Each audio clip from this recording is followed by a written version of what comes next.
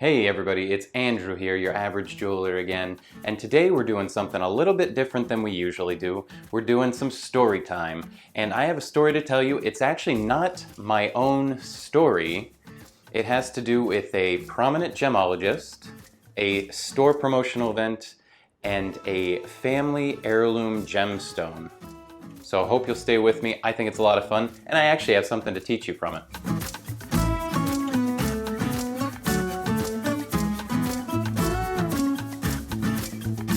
So if you're new to my channel, usually we're doing something a little bit differently.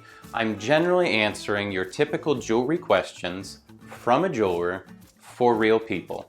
And that's my goal here, is to teach you something about jewelry, to answer some of those common questions that I hear, maybe things that you didn't even know you had a question about, or you didn't know that you didn't have the right answer. Well, that's why I'm here, but today we're actually doing a fun story time. So the background here is you start with a very prominent gemologist, and this is someone who has credentials and education all over the place. He's actually a great guy, but he has his gemologist degree. He actually has a science degree.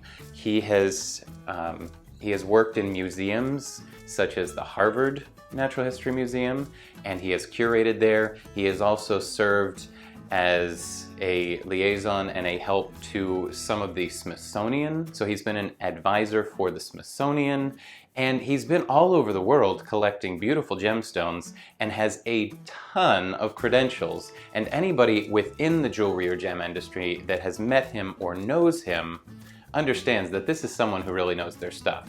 So that's the first setting of this stage. The second part has to do with what was going on at the time.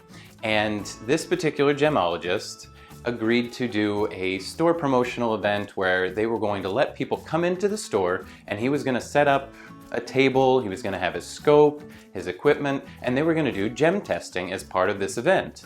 Now, first of all, if you ever come across a real gemologist who's offering some type of free or discounted quick gem ID, it's actually a very big deal, because most people that have the skills and abilities to do this, not only do you not usually see them giving away their services, but it's actually really hard sometimes to work with the public, as this story is going to show you.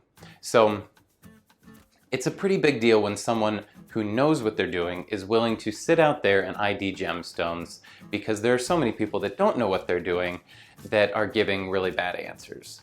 And a little bit of a tangent, I actually watched another video not that long ago, somebody trying to tell thousands of people, in fact I think it has 50,000 views on YouTube, how to actually tell a real sapphire from a fake sapphire. And sadly, most of those tips are not really going to help the average person.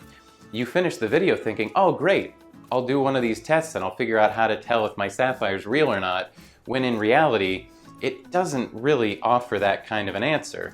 And I think they alluded to it a little bit, that some of their tests are not conclusive, but unfortunately, it's just terrible advice. Many of them only get you to a point where you know that it's a crystal gemstone, and I don't know how that's supposed to help you tell if it's a sapphire or not. And others, they sum up what would take years of experience to learn in a sentence of, you can do your own research and find this out. Well, they made it sound like it's a pretty easy answer. Unfortunately, that's going on all over the place.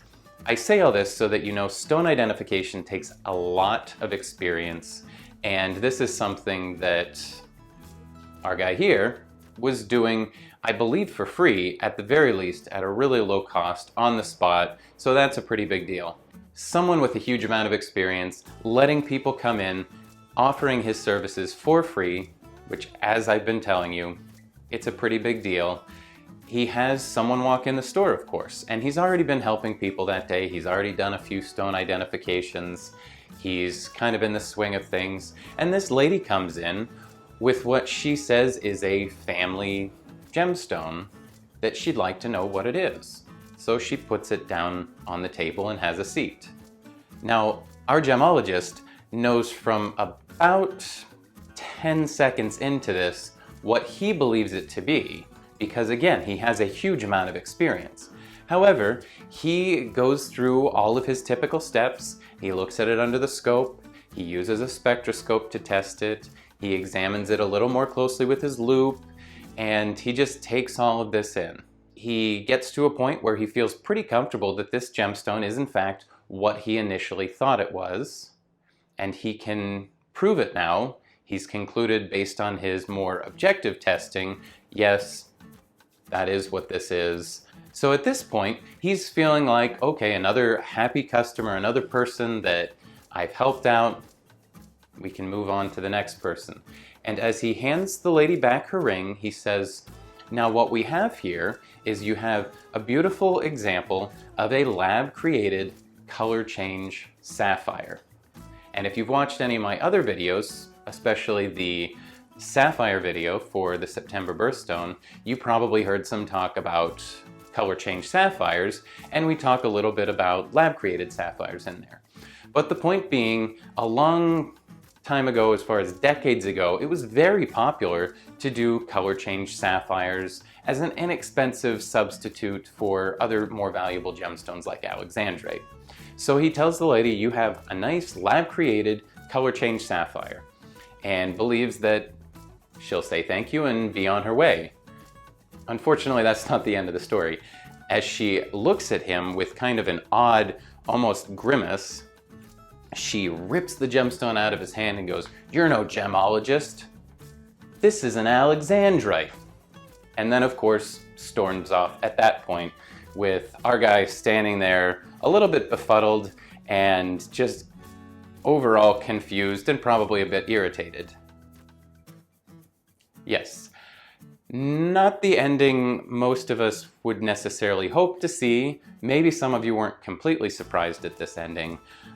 The point being, I can say with 99.9% certainty that this particular gemologist was doing exactly what he should have been doing and had everything right.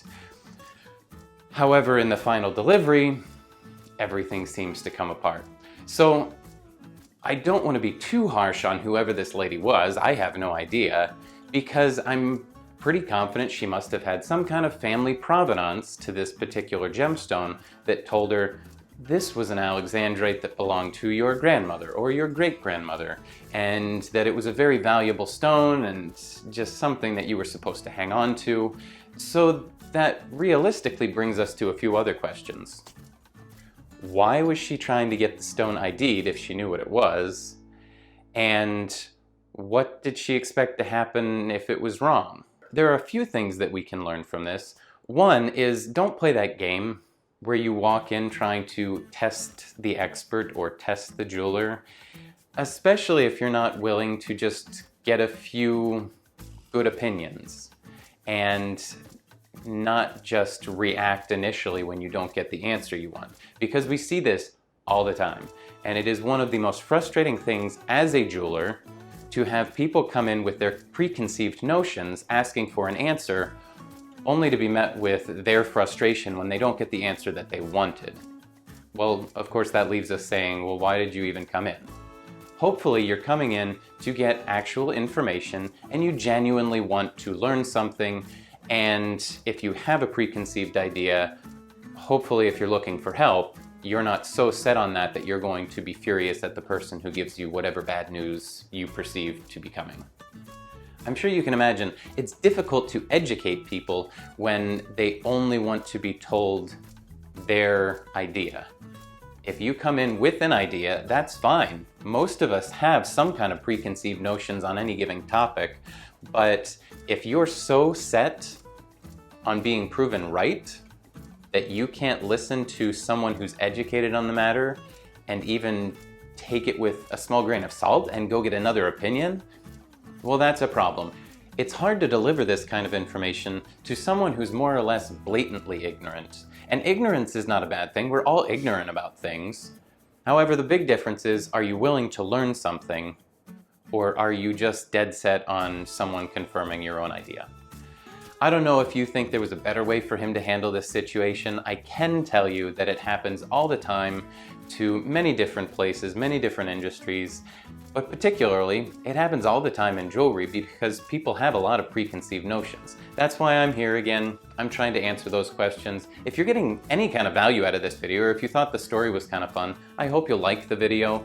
And let me know in the comments below if you think there's a better way to go about these situations. To me, it feels like a lose-lose most of the time, but who knows? Maybe there's something that would have actually made this lady feel better about having a stone that is different than what she thought it to be. I don't know. I hope you'll come back and keep learning. We have a lot more to do here.